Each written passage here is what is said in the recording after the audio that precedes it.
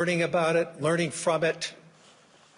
But mostly I've been passionate about the debates we have related to the French economy, and importantly, the future of France. What's striking to me about these debates, the debates have actually changed. And the debates have changed over the last decade. Today, I think there's a broad agreement around one single idea, that economic growth matters.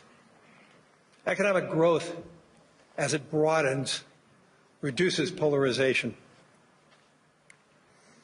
I think that sounds obvious now about the need for economic growth, but not so long ago.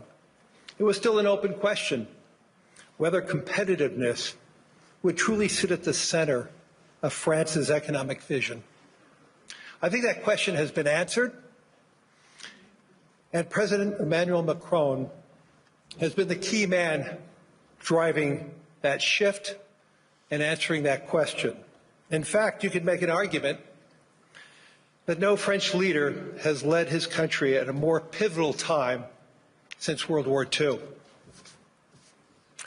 From the onset, President Macron has argued that France must strengthen itself. It must strengthen its defense. It must renew itself in its capacity to innovate, but also importantly, and maybe more importantly today than ever before, and remain engaged in the world. That perspective has defined his presidency and is one that is helping to shape the conversation, the needed conversation about Europe's future.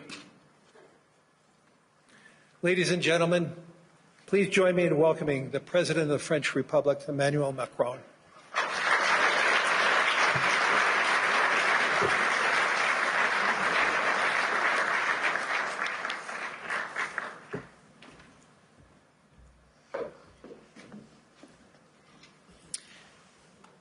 Thank you very much, Lai, for your words. Your Majesties, distinguished heads of state and governments, President Lagarde, ministers, ambassadors, business leaders, ladies and gentlemen. I'm extremely happy to be here, and it's great to be here, as the Financial Times would say. And it's a time of peace, stability, and predictability. So let's try to address the key challenge of this world in a few minutes' time. But it's clear that we are reaching a time of instability, of imbalances, both from the security and defense point of view and the economic point of view. Look at the situation where we are.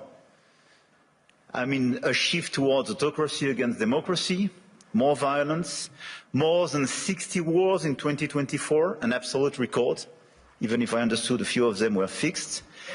And conflict has become normalized, hybrid, expanding into new domains, space, digital, information, cyber, trade, and so on. It's as well a shift towards a world without rules, where international law is trampled underfoot, and where the only law that seems to matter is that of the strongest, and imperial ambitions are resurfacing.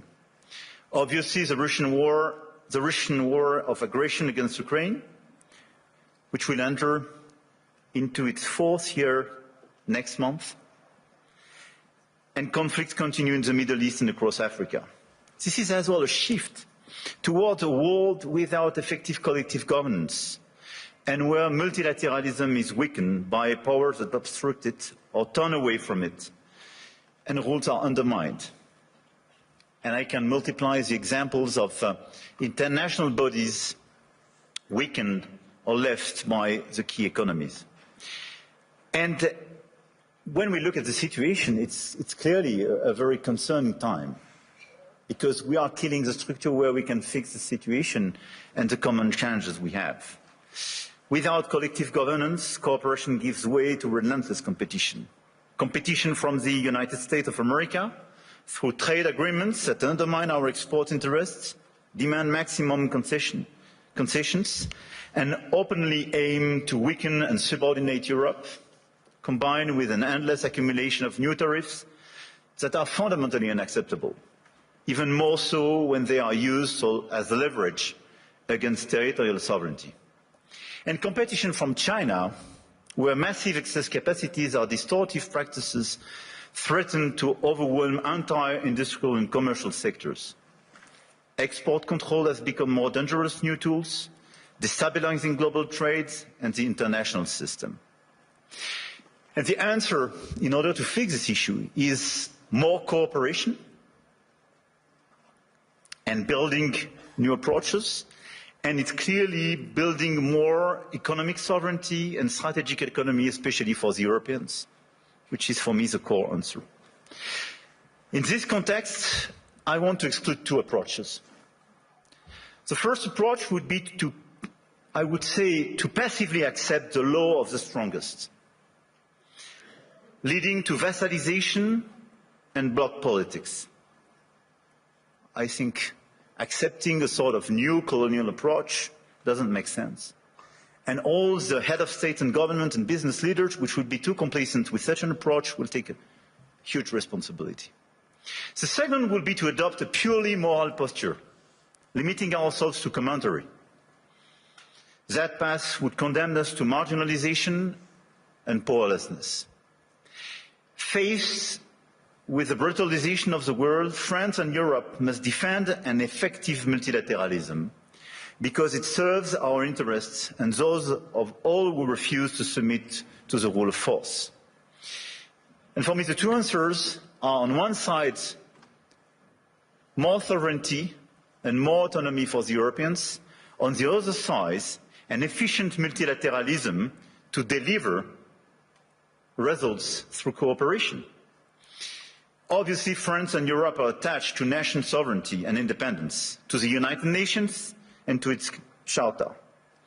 And it's not an old-fashioned way to live multilateralism. It's just not to totally forget what we learned from the Second World War and remain committed to cooperation.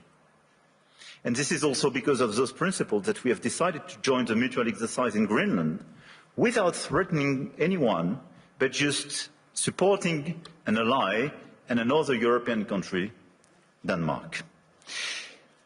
Facing this order and this new situation, this year France holds the G7 presidency with a clear ambition to restore the G7 as a forum for frank dialogue among major economies and for collective and cooperative solutions.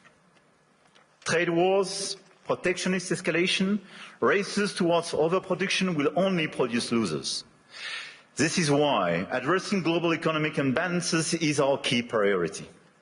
And if we look at the situation, the current imbalances are due to some key phenomena, and we all have to deliver our own agenda.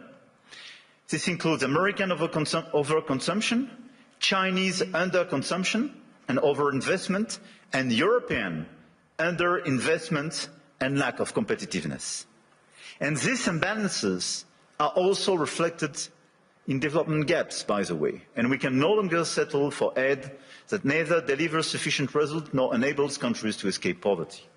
So our objective through the G7 is to demonstrate that the world's major powers are still capable of reaching a shared diagnosis of the global economy and committing to concrete actions. Cooperating is not about blaming others.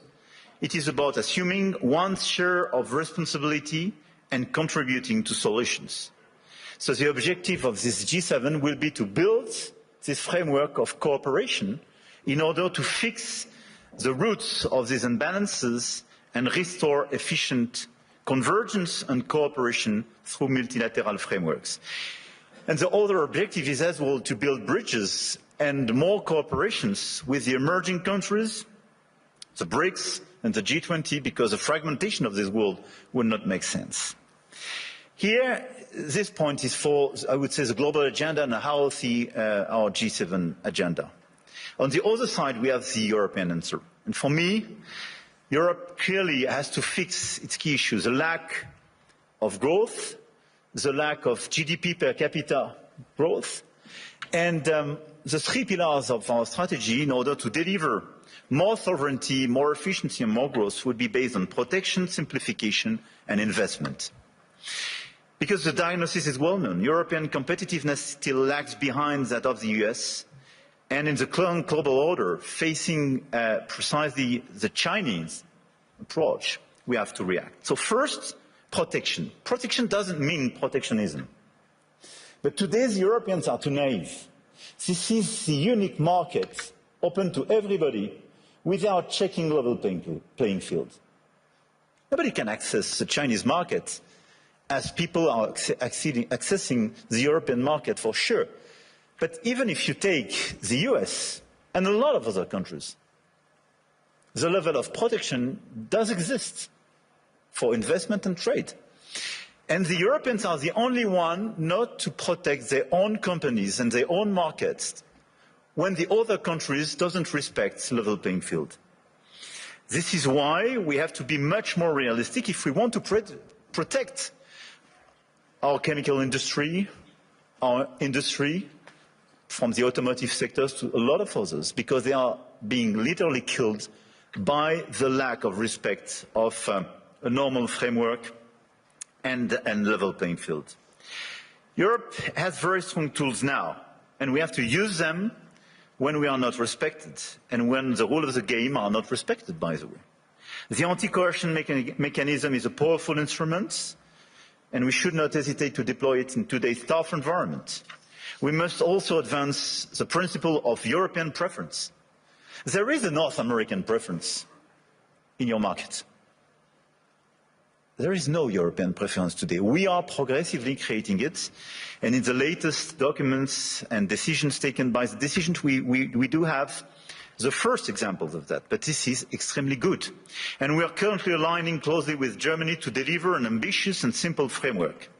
And this is a decisive project, and I count on the European Commission to present a proposal as well by early 2026 with the highest possible level of ambition in order to deliver, I would say, across the different sectors, the principle of European preference. This is a necessity.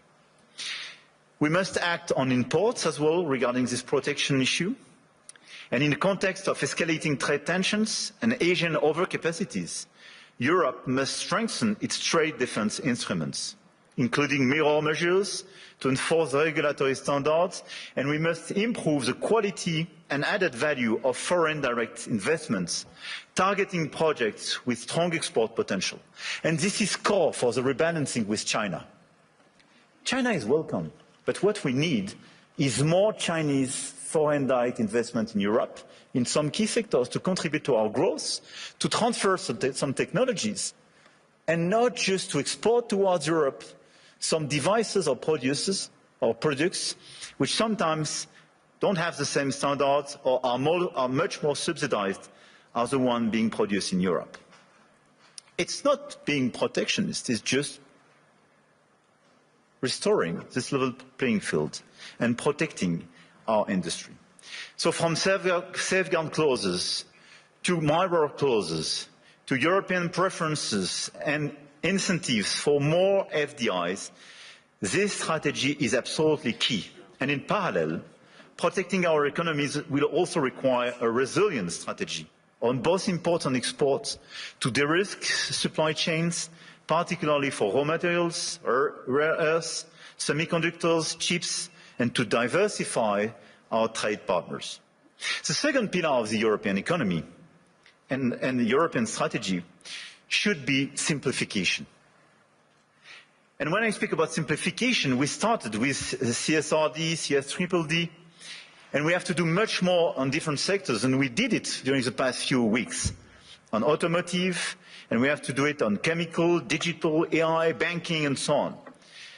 And the core of this simplification is sometimes to get rid of some recent regulations when they desynchronize in a certain way the European Union in comparison with the rest of the world. But we have as well to accelerate the deepening of the single market. On all these sectors, the 450 million inhabitants and consumers market should be the domestic market of all the EU companies. It's not yet the case as long as you have complexities. In doing so, we must ensure respect technological neutrality and non-discrimination within the European Union. This is another pillar, another point of simplification. Neutral approach in terms of technology and non-discrimination. We discriminate during such a long time between the different sources of energies. It's counterproductive for the Europeans themselves. Companies have a role to play, and we must act, and you must act. And clearly, you must help identify and concretely help us to simplify where it is needed. But for me, this agenda of simplification is not a matter of discussion, but just implementation, speed and scale. The third pillar of the European strategy for more competitiveness and more autonomy is based on investment and innovation. We have to invest much more. If there is a GDP per capita so different between the US and Europe, 65% to 70% of the explanation is due to the difference in terms of innovation. And the US was much more innovative because of public and private investment. So in our budget for the months to come, because we will negotiate during the years, this year in Europe, we have to invest much more money in the critical sectors where the innovation will be made. AI, quantum, green tech, but as well defense and security. The size of our common budget is not the right one. We have to invest much more money in order to be much more credible and accelerate this innovation agenda. But at the same time, if you look at the situation, we don't have sufficient private investment. And this is one of the main differences. We do have the savings as the Europeans, much more than the US, by the way. But this saving is overinvested in bonds and sometimes in equities, but outside Europe. So this is why the top priority should be securitization program. It is prepared, we have to accelerate the implementation. And second, capital market union. Precisely in order to have more integration and simplification, but to have an efficient capital market union in order to invest much more money and use our savings to be invested on innovation and equity in Europe. This agenda for me is our top priority, both the global and the European one. And it is to be implemented in the months to come, because everything is about acceleration. And France is committed to deliver this agenda. We work very closely with our key partner. And at the same time, our objective for France is to stabilize our results and our macro approach, and to remain the highly attractive country we are. We've been the most attractive country of Europe during the past 6 years, and to consolidate our deep structural reforms and our key advantage. And on top of the business framework we have, I want here to insist on the fact that we have a competitive, stable, low-carbon electricity supply. We exported last year 90 terawatt-hours of electricity, and a low-carbon one, based on our nuclear model. We have world-class innovation and research capabilities, and we will improve them. And we have one of the most vivid and active ecosystems in AI, quantum computing, energy transition, etc., and a lot of the startups and unicorns and large caps of these sectors are with me in my delegation today. And on top of that, let me insist, and I will stop here, on the fact that we have a high-quality infrastructure and large market with strong purchasing power. And we have a place where rule of law and predictability is still the rule of the game. And my guess is that it is largely underpriced by the market. And beyond what you can do in terms of investment, what you can do in terms of strong ambitions, having a place like Europe, which sometimes is too slow for sure, and needs to be reformed, for sure, but which is predictable, loyal, and where you know that the rule of the game is just the rule of law, it's a good place. And I think this is a good place for today and for tomorrow. So we will be committed during 2026 to try to deliver this global agenda in order to fix global imbalances through more cooperation.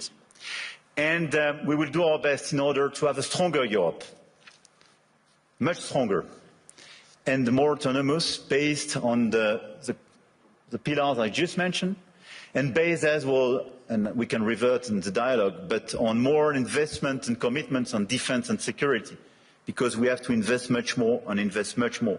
Because we do believe, and here in the epicenter of this continent, we do believe that we need more growth, we need more stability in this world, but we do prefer respect to bullies, we do prefer science to plotism, and we do prefer rule of law to brutality. You're welcome in Europe, and you are more than welcome to France.